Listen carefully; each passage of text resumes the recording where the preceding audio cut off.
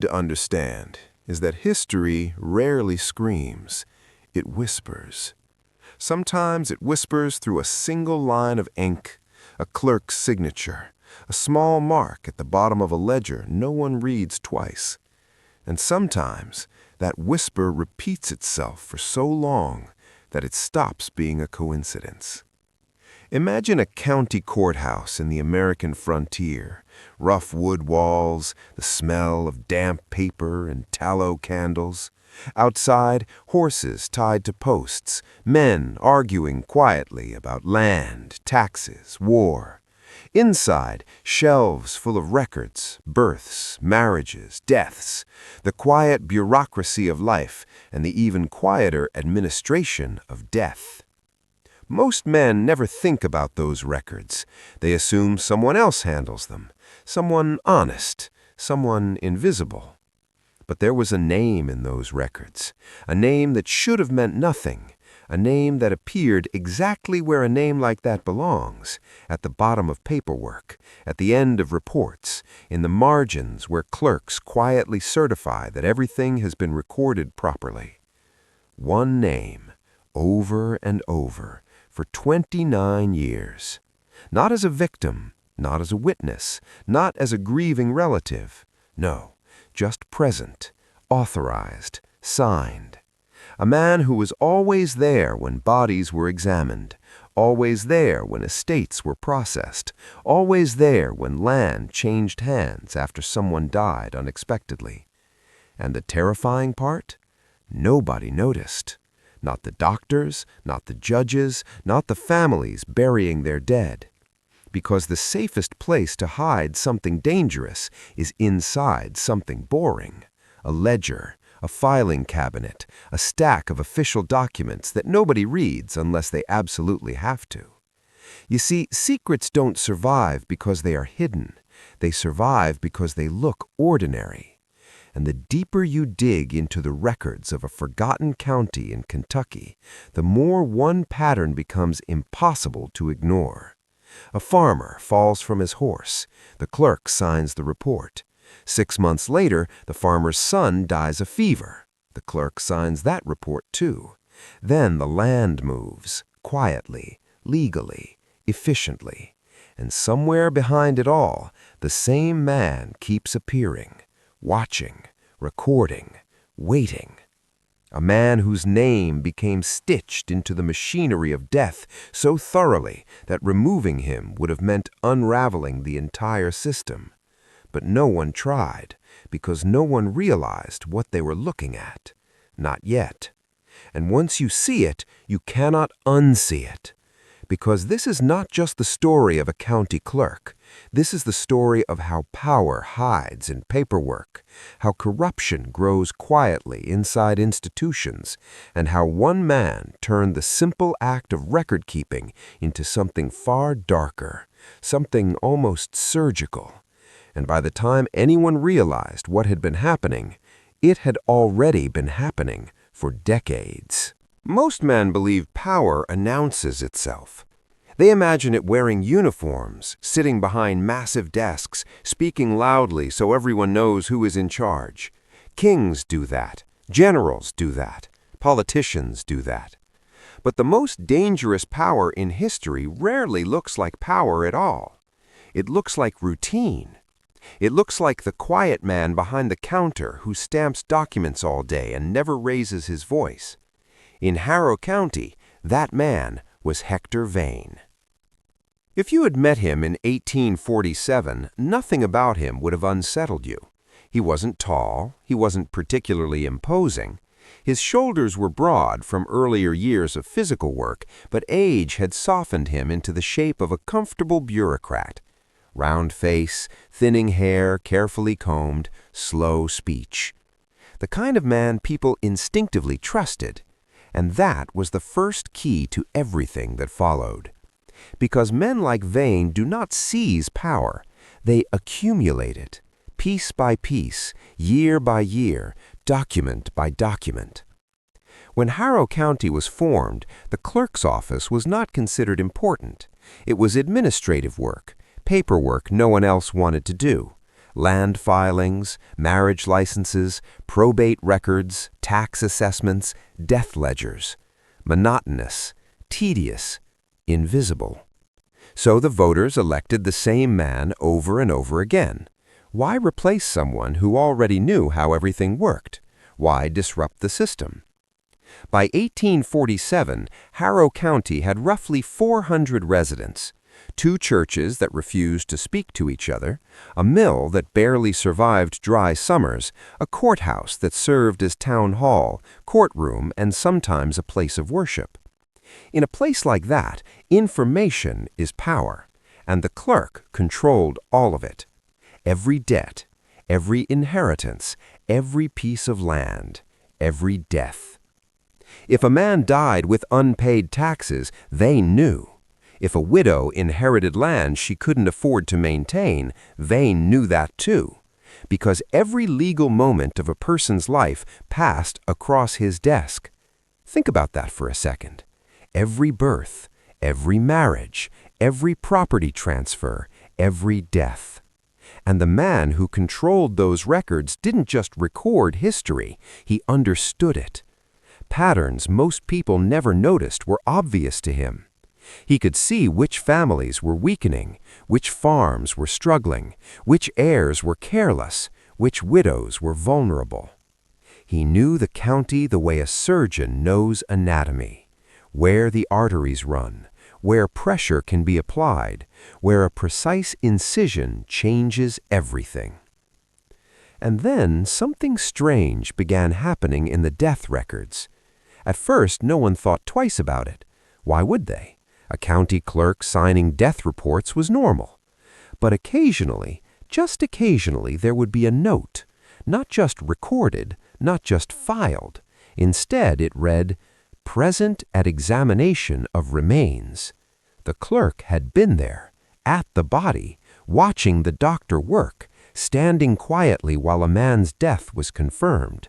Which was strange, because clerks don't attend autopsies. Clerks don't travel miles into the countryside to stand in barns beside dead farmers. That isn't their job.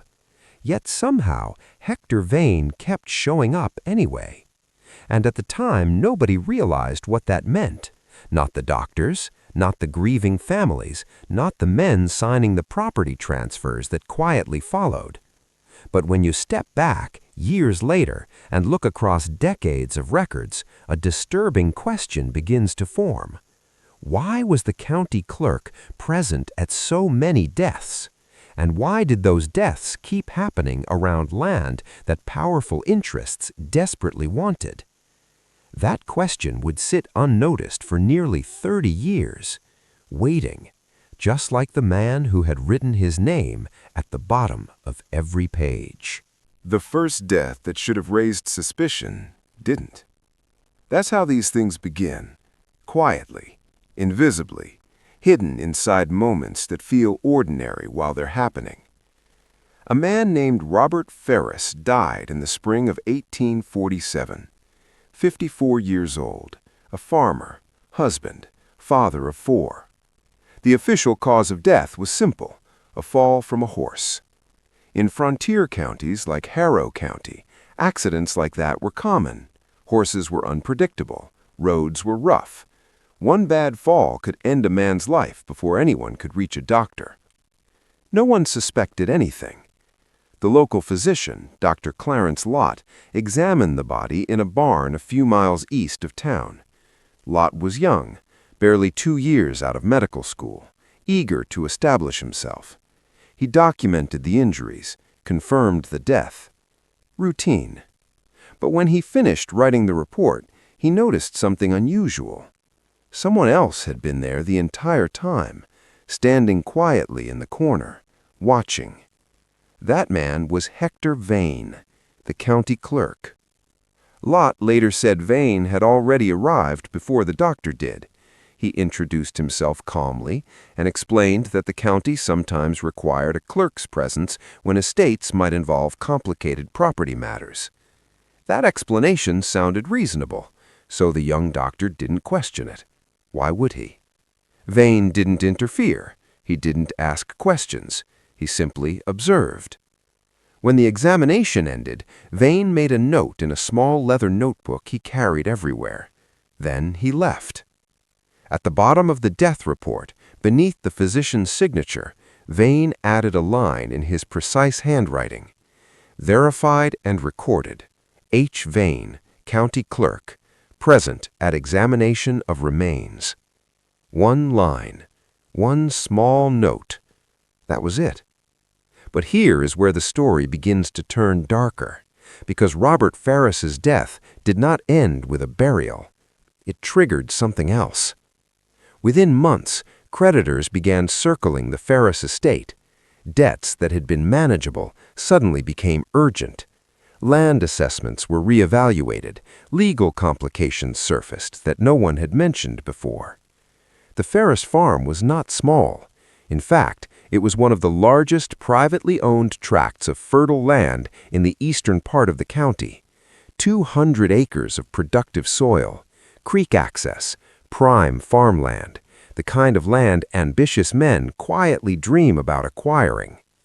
Within 18 months of Robert Ferris's death, the entire property was gone, sold at auction, bought well below its assessed value. The buyer? A newly formed land company.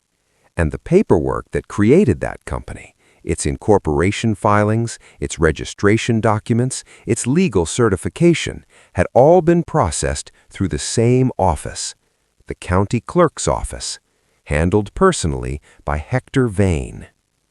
Now here is where the story begins to turn darker, because Robert Ferris's death did not end with a burial. It triggered something else. Within months, another Ferris died, and when the doctor examined the body, the same quiet man was standing in the corner again, watching, taking notes, and signing his name at the bottom of another death report. 6 months after Robert Ferris was buried, Harrow County watched another coffin lowered into the same soil. This time, the name on the marker was Martin Ferris, 22 years old, strong, healthy, the eldest son. The kind of young man frontier communities depend on, the one who carries the weight of a family when the father is gone. The official cause of death was written in the loose, uncertain language of 19th century medicine, fever of the brain. Today, we might call it meningitis or encephalitis or something else entirely. Back then, it simply meant the young man had burned with fever, grown delirious, and died quickly. Illness happened. Epidemics passed through rural counties all the time. No one questioned it. But when Dr. Clarence Lott completed the examination and filed the report, he saw something that gave him a faint, uneasy feeling he couldn't quite explain. The same handwriting, the same note. Verified and recorded, H. Vane, County Clerk, present at examination. Once again, Hector Vane had been there, standing in the room, watching another Ferris die. Now pause for a moment and look at the pattern forming beneath the surface. The father dies in a fall. The eldest son dies of sudden fever. The remaining children are too young to manage the estate. The widow, overwhelmed with debts and legal complications she doesn't fully understand, watches the family land slowly slip away. And when the dust settles, the farm belongs to someone else, the land company, a company whose paperwork had quietly passed through the clerk's office months before any of this began. If you were standing in Harrow County in 1847, you would see only tragedy, a family destroyed by bad luck. But when you step back, years later, and observe the entire sequence, it begins to feel less like misfortune and more like design. Because the deaths didn't just affect the Ferris family, they reshaped ownership of land, large, valuable land, land that powerful investors had already begun quietly consolidating. And behind every single step in that process, there was one man who understood exactly how the machinery worked, the clerk, the man who handled the deaths, the man who recorded the estate, the man who processed the transfer, the man who signed the death report.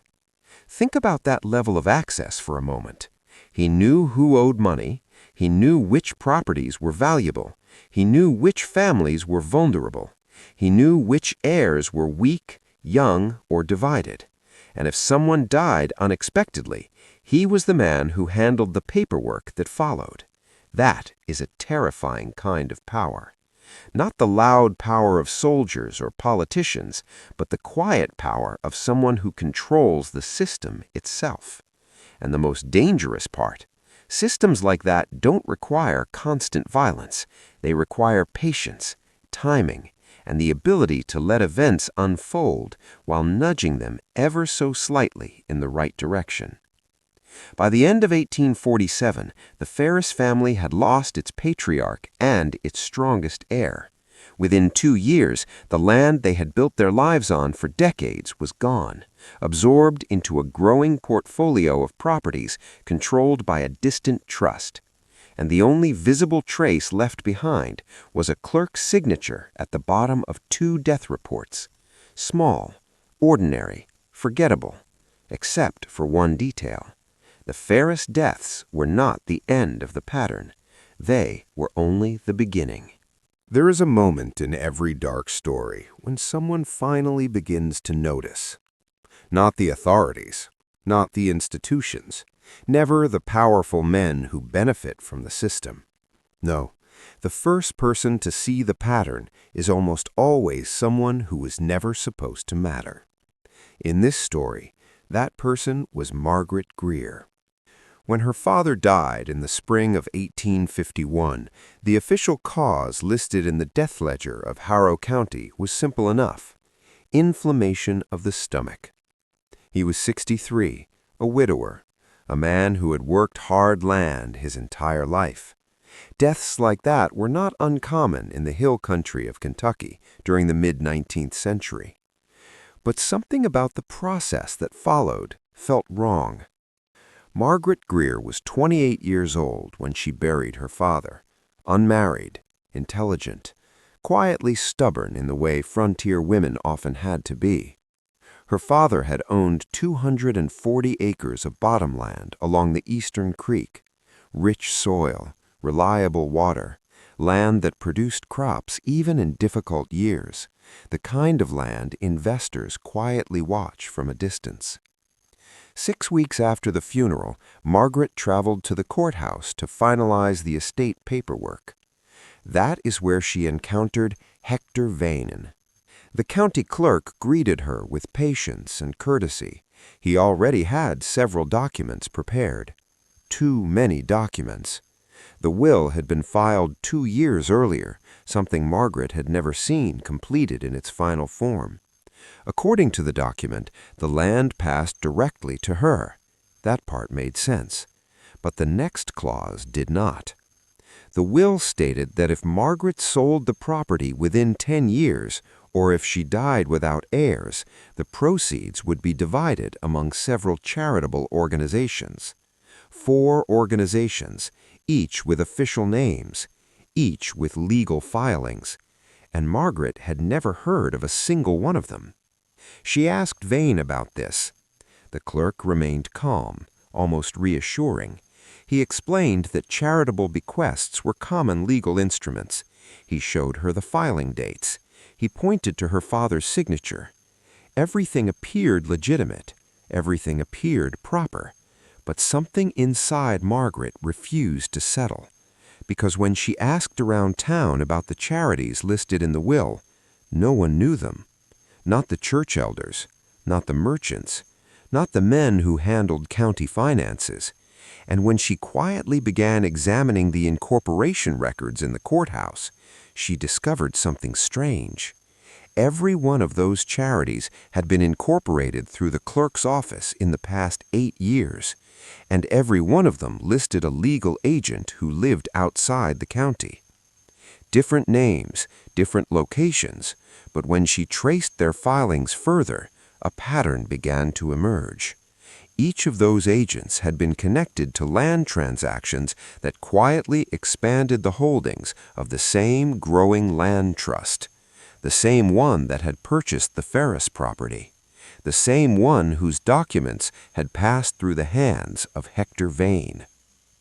Margaret Greer did not accuse anyone. She did not confront the clerk. She did something far more dangerous. She started watching. She paid her taxes in person so she could observe who visited the clerk's office. She noted which men arrived quietly and left quickly. She paid attention to the conversations that stopped when she entered the room. And at night, she began writing things down. Dates, names, small details that seemed unimportant on their own. Because Margaret understood something many men never learn. Truth rarely appears all at once. It reveals itself slowly, in fragments, in patterns. And sometimes, the only way to see it clearly is to wait, if years necessary. And Margaret Greer was very good at waiting.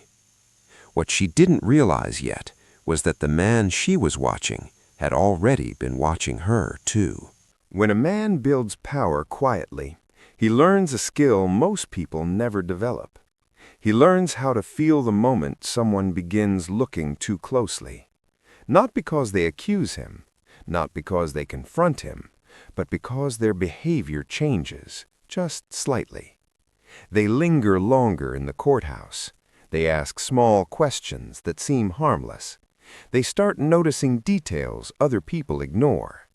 And men like Hector Vane survive by sensing those shifts before anyone else does. By the early 1850s, the clerk of Harrow County had been in his position long enough that people had stopped imagining the office without him. He was the records, the ledgers, the archive of every legal moment in the county's existence. Men came and went. Judges changed. Doctors arrived and died. Farmers prospered and failed, but the clerk remained.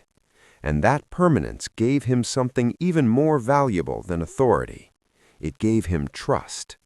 When someone has held the same position for 20 years, people stop questioning them. They assume stability means honesty.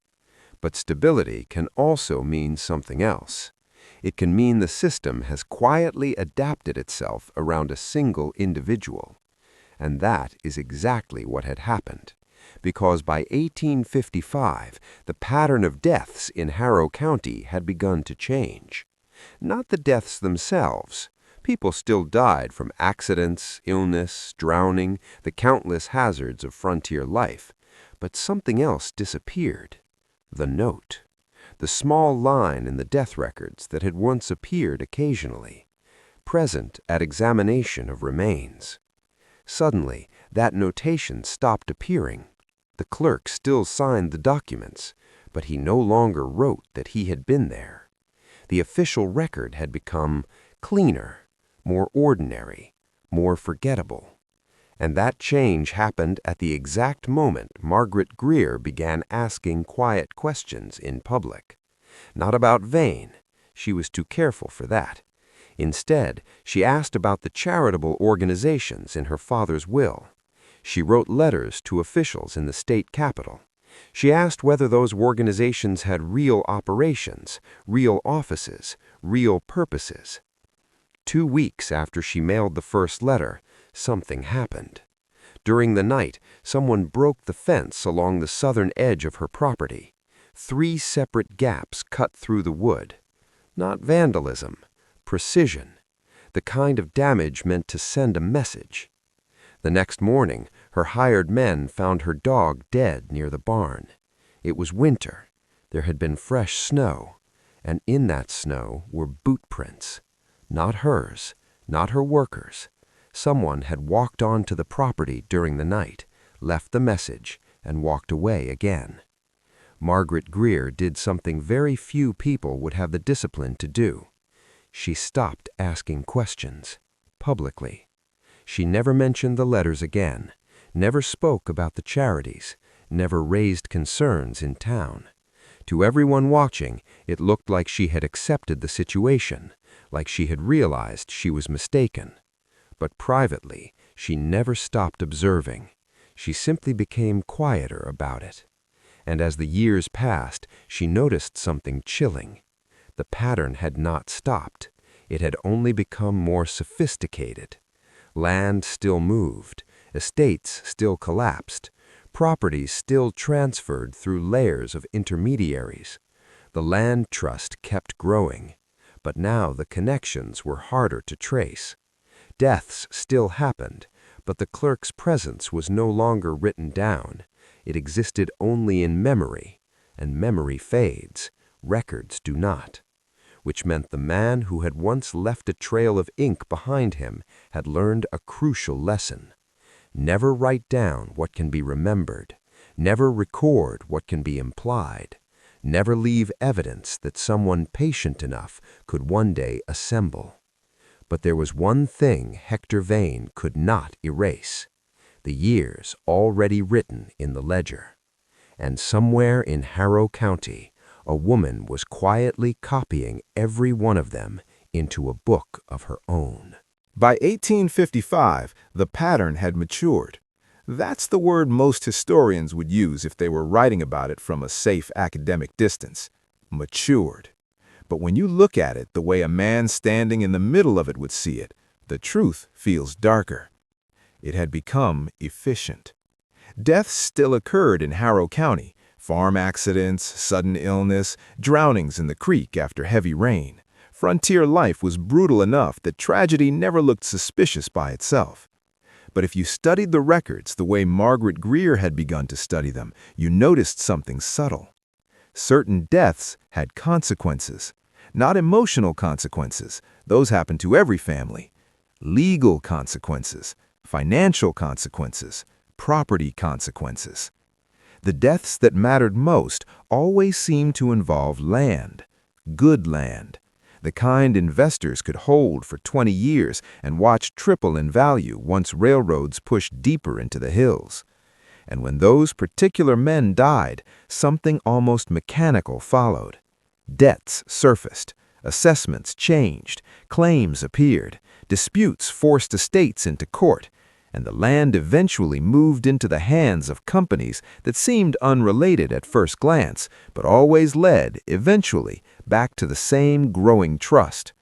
A quiet machine was operating beneath the surface of the county, and the man who knew the machine best was still the clerk, Hector Vane.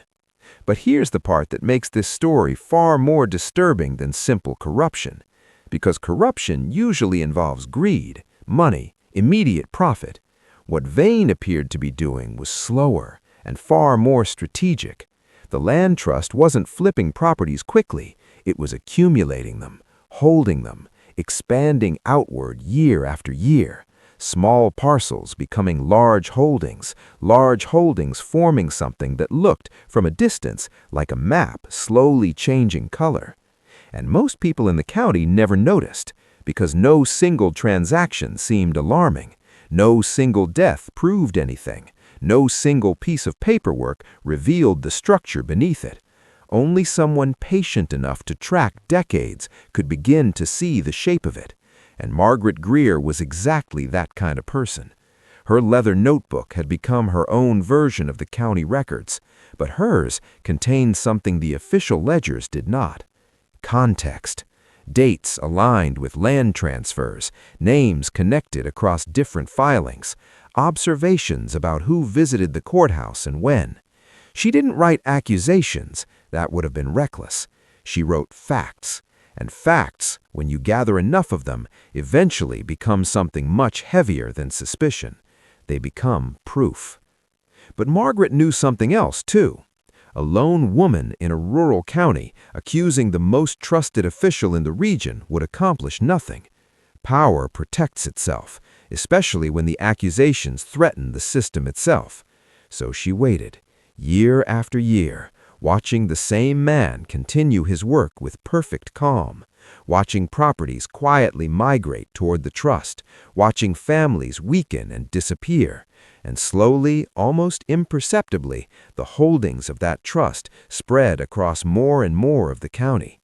By the early 1960s, it controlled thousands of acres, yet no one could clearly identify who truly owned it. The names on the paperwork changed regularly. Agents, managers, lawyers, all from outside the county, all distant, all untraceable to a single controlling hand, except for one connection that never changed. Every document, every filing, every transfer passed through the same office, and the same steady hand wrote the final verification. The clerk, the man everyone trusted, the man who had been sitting in that office so long that people had stopped imagining a world where he wasn't there. But the world outside Harrow County was changing. War was coming. Railroads were pushing deeper into the hills, and soon a stranger would arrive in the county who did something no one else had done in nearly 30 years. He started reading the records the way Margaret Greer did, carefully, suspiciously. And once two people begin asking the same dangerous questions, a secret that has survived for decades starts to feel something else. Fragile. War has a strange effect on secrets. It exposes some of them instantly and buries others so deeply that no one notices what's happening beneath the chaos. By 1863, the United States was tearing itself apart in the American Civil War. Armies moved across states like weather systems. Entire towns emptied of young men. Rail lines became arteries of war, carrying soldiers, weapons, and rumors from one corner of the country to another. And into the quiet hills of Harrow County, the outside world finally arrived. The railroad reached the county in the autumn of that year, steel tracks cutting through ridges that had kept the region isolated for generations. With the railroad came soldiers, merchants, engineers, and strangers. One of those strangers was Thomas Reed. Reed was not a detective. He was not a lawman. He had no authority in Harrow County whatsoever. He was simply a journalist from Louisville, working for a paper called the Evening Chronicle. His assignment sounded dull even to his editor: land disputes. Across several counties in eastern Kentucky, irregular property transfers had been reported to the state land office. Complaints from farmers, widows, and distant heirs who believed their family land had slipped away through technicalities they didn't fully understand. Most editors considered those stories boring, too technical, too slow. But Reed had a particular skill that made him dangerous in places like Harrow County. He was patient, the kind of man who could sit with a stack of documents for 12 hours without losing focus, the kind of man who understood that patterns hide in paperwork the way fossils hide in rock. You don't see them at first. You see them after you chip away at the surface long enough. Reed arrived in Harrow County on a gray Tuesday morning in October. He asked a simple question at the inn. Who knows the history of the land here? 3 different people gave him the same answer. Go talk to Margaret Greer. When Reed first knocked on the door of Margaret Greer, she didn't invite him inside immediately. She studied him for a long moment. 50 years old by then, Margaret had spent more than a decade observing the machinery of her county in silence. She had watched men lie without blinking. She had seen officials protect each other without speaking a word. Trust was not something she gave easily. "You're from the newspaper," she said. It wasn't a question. "Yes, ma'am." "You're looking into land records." Again, not a question. "Yes, ma'am." Another long pause. Then she stepped back from the doorway. "Come in," she said quietly. "I've been waiting for someone like you for 8 years." Inside her home, Reed listened, and Margaret began telling him the story. The Ferris deaths, her father's will, the charities no one had ever heard of, the land transfers that followed tragedy like shadows, and the one name that kept appearing in places it should not, the name of the county clerk, Hector Vane. Reed didn't interrupt much. He asked questions carefully, the way a man handles a fragile thread he doesn't want to break. "How many deaths?" he asked eventually. Margaret thought for a moment. 11, she said, between 1847 and 1855 that I can prove. Why stop counting after that? Her answer was simple.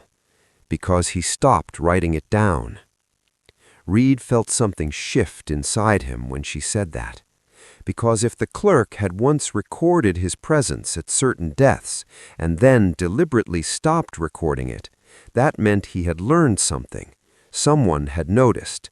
And men like Hector Vane do not correct their behavior unless they believe someone is getting too close to the truth.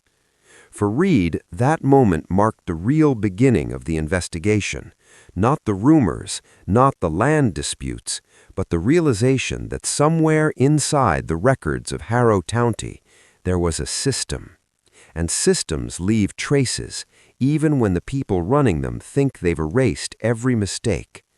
The only question now was how deep the system went, and whether the man who ran it had been working alone, or if the quiet clerk of a forgotten county was only piece of something much larger.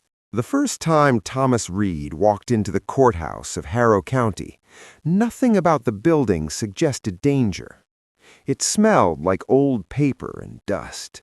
Sunlight pushed through tall windows, falling across long wooden tables where farmers occasionally signed tax documents or land filings. Shelves climbed the walls, crowded with leather-bound ledgers that recorded the legal history of the county year by year. It was quiet, ordinary, the kind of place where history sleeps. Behind the main desk sat the man Reed had already heard so much about, Hector Vane. At first glance, the clerk looked exactly as Margaret Greer had described him years earlier. Neatly dressed, calm, unhurried. The sort of official who makes paperwork feel safe simply by handling it with quiet competence. Vane greeted Reed politely. New faces were not unusual anymore. The railroad had brought a steady trickle of merchants, soldiers, and government agents through the county. "What can I help you with?" the clerk asked. Reed introduced himself honestly. A journalist researching land records and property disputes. He expected resistance. Instead, Vane smiled faintly and gestured toward the rows of shelves. "Public records," he said. "You're welcome to read anything you like." That response was disarming. Corrupt men usually hide documents. They delay access. They make excuses. But Vane did none of those things. He simply let Reed begin reading. And that, strangely enough, made Reed even more suspicious. Because truly confident men don't hide information. They bury it in plain sight. For 3 days, Reed did little except sit at one of the long tables and work through the ledgers, page after page, year after year. Land transfers, debt settlements, estate dissolutions. The handwriting changed depending on who recorded the entries, but one signature appeared again and again at the bottom of the official certifications. H. Vane, County Clerk. Exactly where it should be. Exactly where no one would question it. But Reed wasn't just reading the entries. He was comparing them to something else. Margaret Greer's notebook. Every evening he returned to her house and cross-referenced her private notes with the official records. Dates lined up. Names reappeared. Families Margaret had marked as suspicious deaths almost always lost land within 2 years, sometimes 1 year, sometimes 6 months, and nearly every time the land eventually ended up under the control of the same expanding trust. By the end of the 4th day, Reed noticed something Margaret had missed, not because she wasn't intelligent, but because she had been looking at the story from the outside. Reed had the advantage of seeing the paperwork itself, and in that paperwork he found a flaw. A small one, the kind that only appears when a system grows too complicated for one man to manage perfectly. Some of the charitable organizations listed in old wills were required by state law to submit annual reports confirming that they still existed and still operated as charitable entities. Those reports were supposed to be filed with the county clerk's office, but when Reed searched for them, they weren't there. The charities existed on paper, but they had never filed the documents proving they were active organizations, which meant something important. Either the charities were fraudulent, or the clerk had deliberately ignored the legal requirement that would expose them. Both possibilities pointed in the same direction, toward the man behind the desk. Reed realized something else that afternoon, something even more unsettling. Throughout the entire time he had been reading the records, Hector Vane had barely looked at him. Not once had the clerk asked him what he had discovered. Not once had he appeared curious. That level of indifference was unnatural, because if Reed had noticed the pattern in just 4 days, then a man who had controlled those records for 30 years must have understood it far better than anyone else alive, which meant the clerk already knew exactly what Reed was looking for, and he wasn't trying to stop him. He was letting him continue. And that realization led Reed to a far frightening possibility. Maybe the system was so secure that exposing it no longer mattered. Or worse, maybe Reed had already stepped into a story that the clerk had been expecting someone to uncover sooner or later. Because some secrets aren't protected by hiding them, they're protected by making sure the truth is too dangerous for anyone to publish. On the 5th morning of his research, Thomas Reed arrived at the courthouse earlier than usual. Dawn light had barely reached the hills surrounding Harrow County when he pushed open the heavy wooden door. Inside, the building was empty, except for one man, Hector Vane.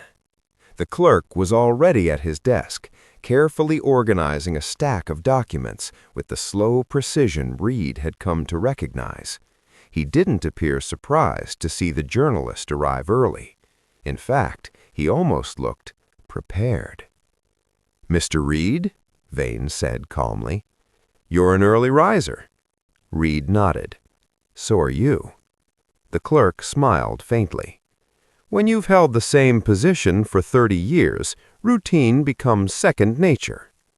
Reed took his usual seat at the long table, but he didn't open a ledger immediately. Instead, he studied the man behind the desk. Vane moved with the quiet confidence of someone who had never been publicly challenged in his life. Every gesture was deliberate, every movement controlled. After several minutes of silence, Reed spoke. "You've served this county a long time." "Yes." "Since the early 1840s. "That sounds about right." Another pause.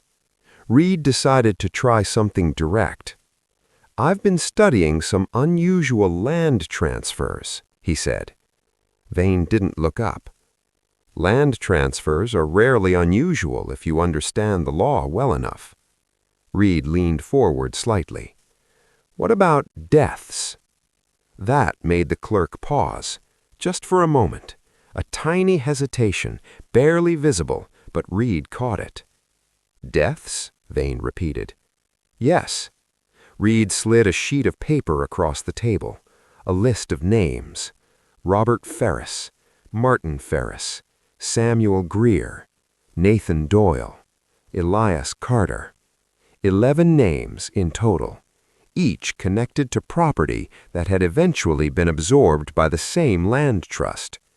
For the first time since Reed arrived in the county, the clerk actually examined something the journalist had written. He read the list carefully. Then he looked up. "You've been busy.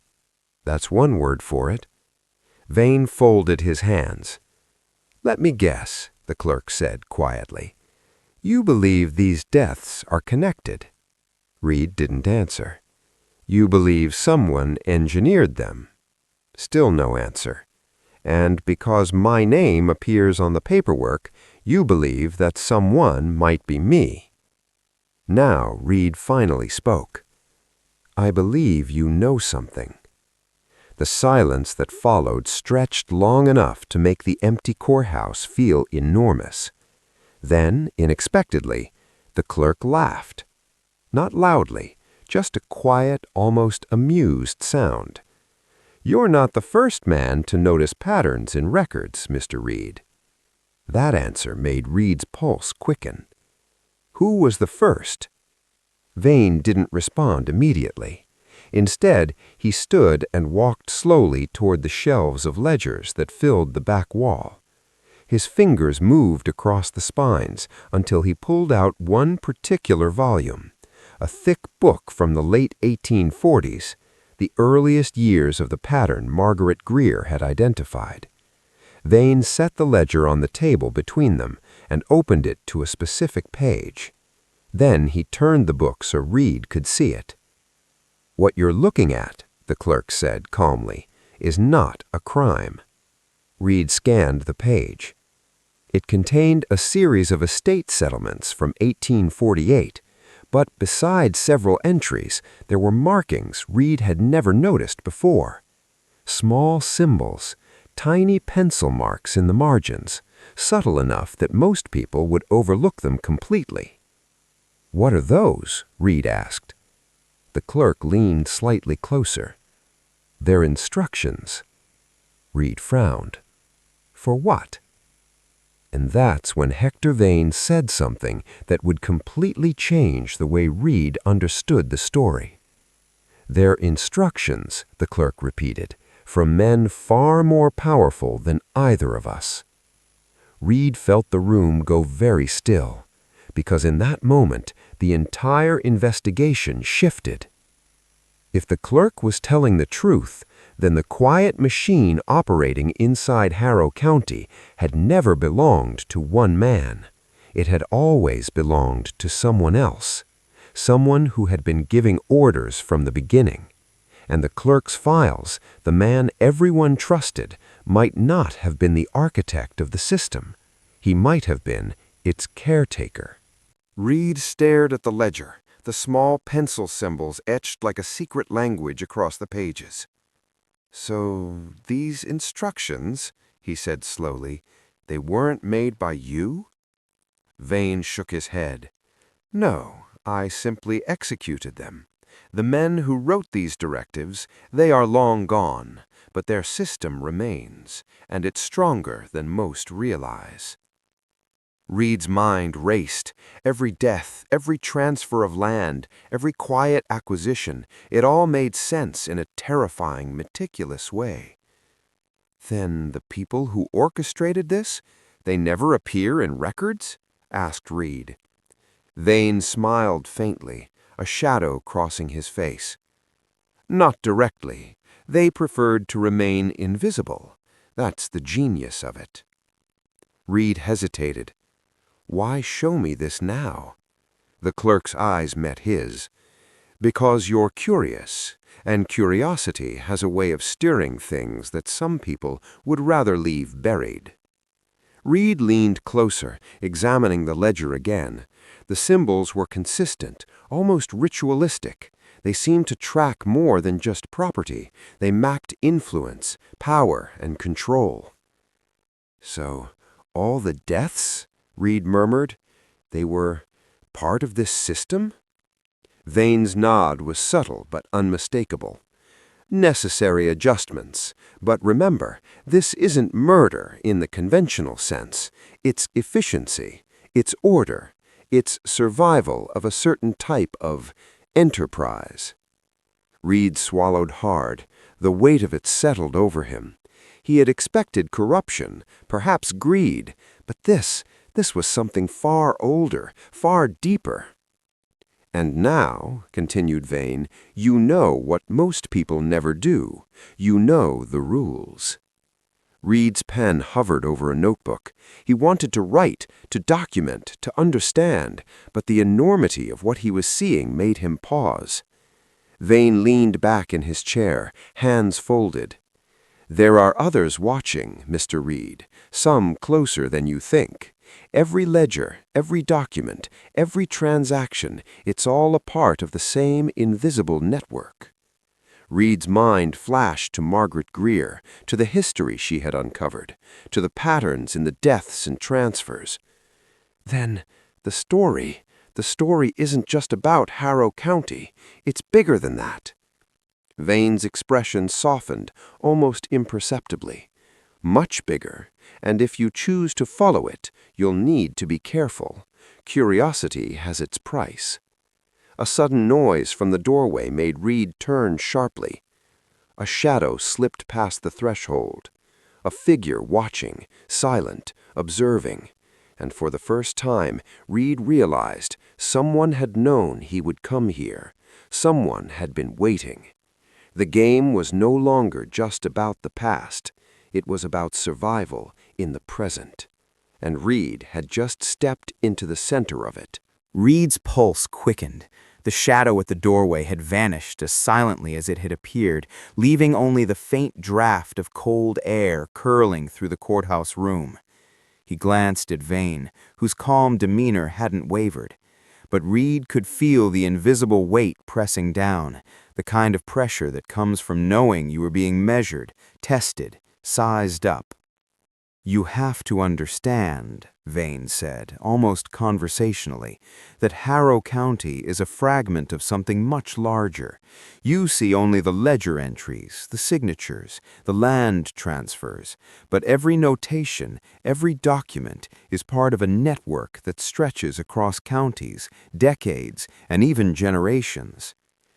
Reed picked up a page of the death ledger. The precise, upright letters of Vane's hand seemed almost alive, forming a rhythm that suggested planning, calculation, forethought.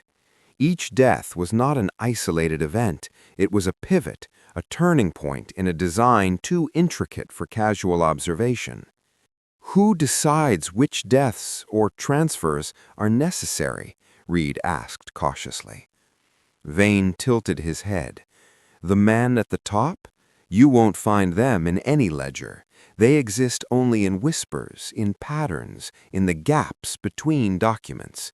They operate in plain sight and yet remain unseen. That is how power works. Most people never notice it until it touches them directly." Reed's stomach tightened. He had thought he understood corruption before. Political graft, mismanaged records, small-scale fraud. But this was something else entirely. It was methodical, clinical, almost surgical. "And the people who go along with it?" Reed pressed. "Do they understand?" Vane's gaze sharpened. "Some do, some don't. Most don't care. But the ones who do, the ones who are aware, are bound by a chain of complicity stronger than any law." Reed absorbed that, his thoughts darting to Margaret Greer, to the years she had spent quietly cataloging what she observed.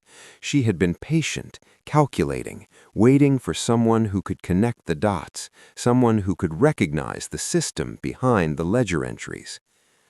"And what about me?" Reed asked, almost whispering. "What happens if I connect the dots?" Vane's lips curved faintly, almost approvingly. "Then you understand what few ever do, and understanding is always dangerous. Knowledge changes you, it isolates you, it forces choices that most people would rather avoid." Reed closed the ledger gently, a shiver running down his spine. The air felt heavier now, laden with the presence of unseen observers, the weight of centuries of hidden order. "You're telling me," he said slowly, "that Harrow County, the deaths, the land transfers, the trusts, it's all just one piece of a much bigger structure?" Vane nodded once. "A lattice of influence, meticulously maintained, quietly enforced, and it begins with small, invisible actions. That is why no one notices for decades."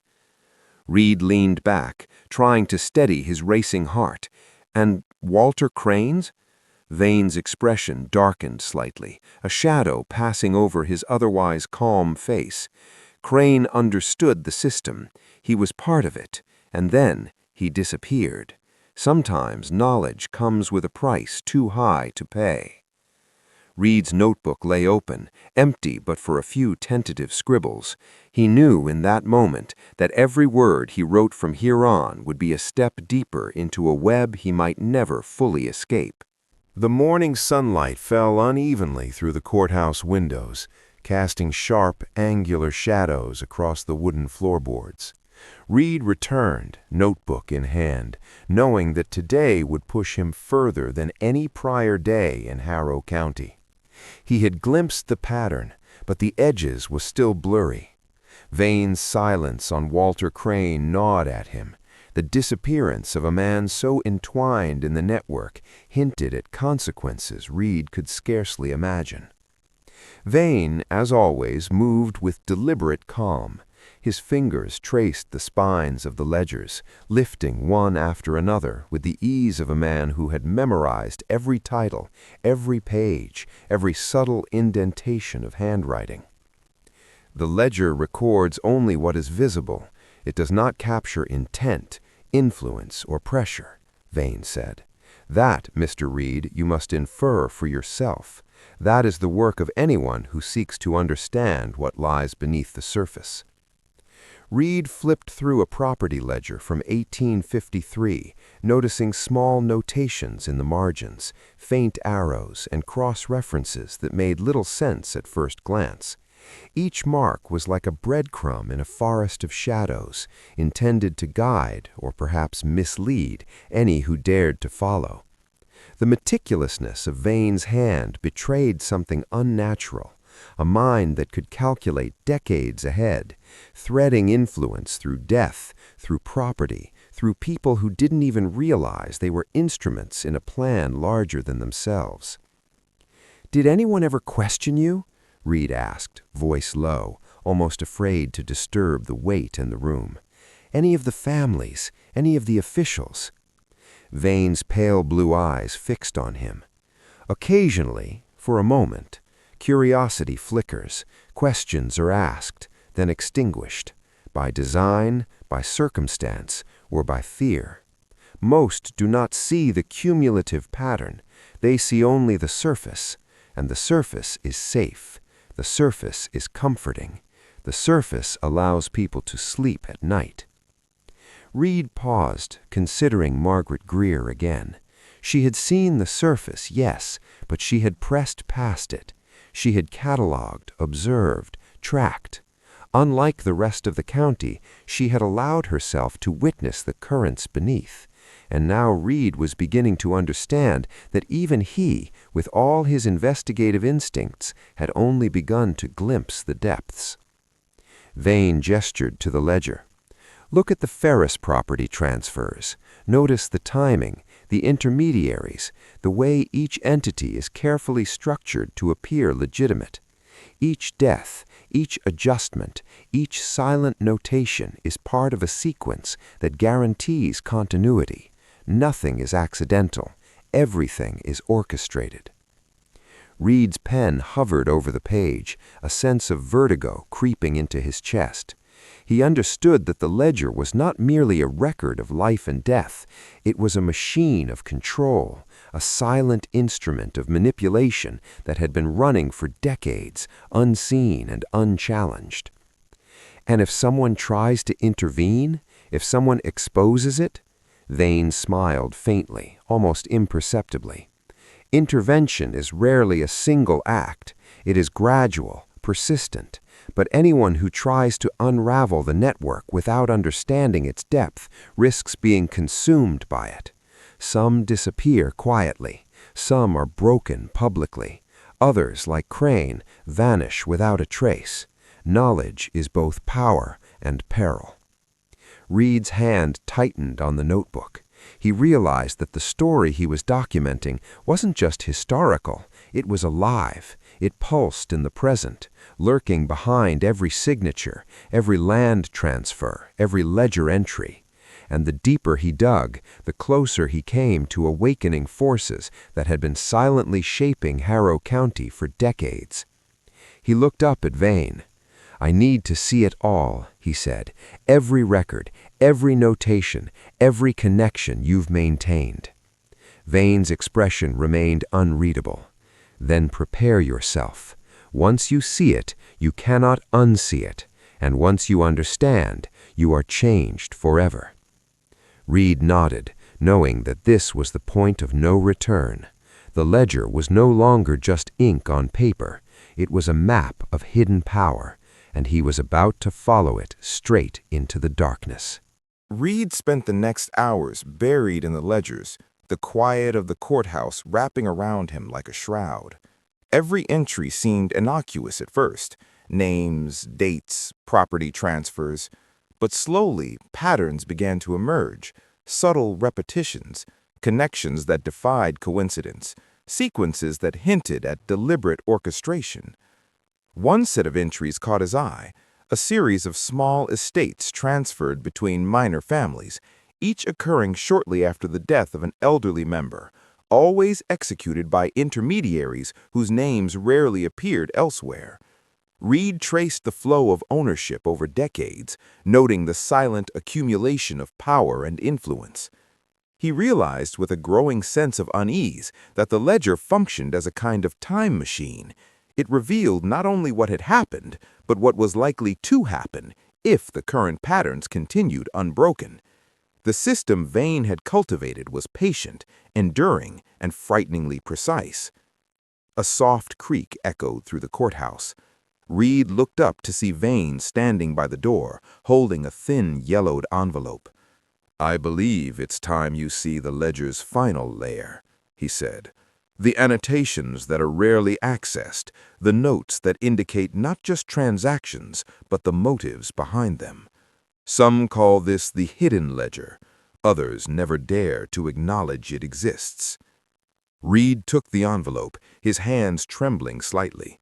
Inside were dozens of handwritten slips, each detailing circumstances surrounding deaths, marriages, and property transfers, with cryptic comments: timed to prevent discovery, instrumental in succession, careful, observer aware.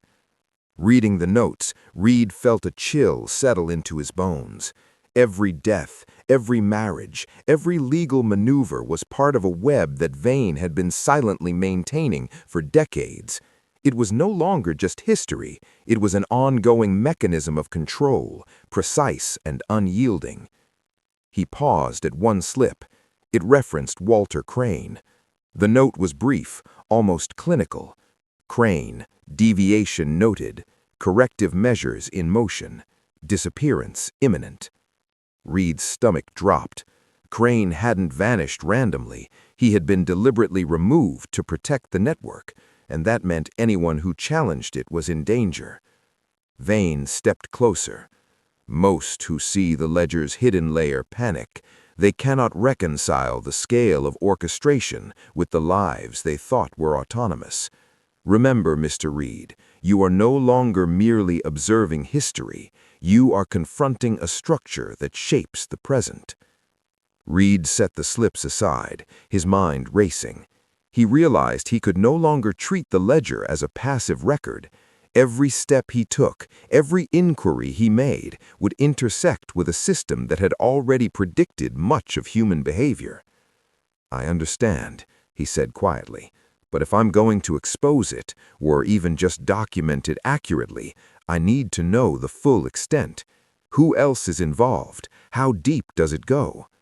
Vane's eyes glimmered faintly. "Deeper than you can imagine. Some of the families have been complicit for generations. Others are unaware, yet their actions still serve the structure. To map it fully is to enter its machinery. Once you do, you cannot step outside." Reed swallowed hard. The ledger was no longer just a tool of investigation. It was a warning, a test, and perhaps a trap. And yet, the questions burning inside him demanded answers. He picked up his notebook and began to transcribe, line by line, detail by detail, aware that with every stroke of his pen he was weaving himself further into a web that had existed far longer and far darker than he could have ever anticipated. The courthouse walls seemed to tighten around him, the shadows long and watchful. Reed knew one truth with clarity. Once the hidden ledger revealed its secrets, nothing and no one would remain the same. Night fell over Harrow County like a weight, the streets empty, the courthouse silent except for the rustle of Reed's papers and the scratch of his pen. He felt the ledger's presence not just as information, but as a force, ancient, patient, calculating. Every page he turned seemed to whisper warnings, as if the past itself were alive and watching. He paused on a passage noting the death of a man named Enoch Mallory in 1852. The ledger, unremarkable on its surface, contained a small marginal note. Ensure Greer inheritance controlled. Observe widow. Reed's pulse quickened. That single, almost invisible line connected the death of a man to the transfer of property that had ended up under Vane's indirect control. It was meticulous, it was deliberate, and it was terrifying. Reed realized that for decades, Vane had not only maintained records, but actively steered outcomes. Deaths were recorded, yes, but in some cases they were instruments. People believed their lives were autonomous, yet these marginal annotations hinted at a silent hand guiding everything. Every ledger, every entry, every signature was a cog in a machine designed to control, to direct, to consolidate power. He leaned back in his chair, trying to breathe, but the room felt colder now. Outside, the wind clawed at the courthouse windows. Reed's thoughts drifted to Margaret Greer. She had seen pieces of this machinery for years, patiently observing, documenting. She had endured the subtle violence of Vane's orchestration, the intimidation, the careful manipulation of land, money, and families. She had been watching the pattern form long before anyone else suspected its scale. Reed realized something even darker. Awareness alone offered no protection. Vane's network was embedded in every office, every record, every bureaucratic touchpoint. The ledger had been his instrument for decades, but the network extended far beyond Harrow County. Others, like Walter Crane, once in positions of trust, had vanished when their usefulness ended, or when they threatened the structure. A sudden thought struck Reed. He had been obsessively mapping land transfers, deaths, and incorporations, but the ledger hinted at psychological control as well. Fear, patience, obedience, these were as important as the property itself. The people of Harrow County had been trained, slowly through decades of small compromises, to defer to authority, to accept the clerk's judgments, to participate unknowingly in the maintenance of the system. Compliance had been cultivated, not forced. Reed's pen trembled. He wrote down the phrase Margaret Greer had repeated when describing the deaths. He was always there. He always knew everything. That line had meaning now beyond mere observation. It described omnipotence, omniscience, a quiet dominance achieved not just by threat alone, but by the invisible weight of knowledge and control. He paused. The ledger was more than a record of history. It was a map of power, a blueprint for influence, and a psychological weapon. Every man who had encountered it, every clerk, every assessor, every minor official had been subtly coerced into complicity, and in that realization, Reed understood the danger he now faced. This was not just a story of deaths and land transfers. This was a story of control, and control, once understood, could be wielded or destroyed. But the ledger, the network, the quiet hand guiding every transaction, they had already anticipated that possibility. Reed looked at the stacks of papers, at the precise handwriting of Hector Vane. One thought consumed him.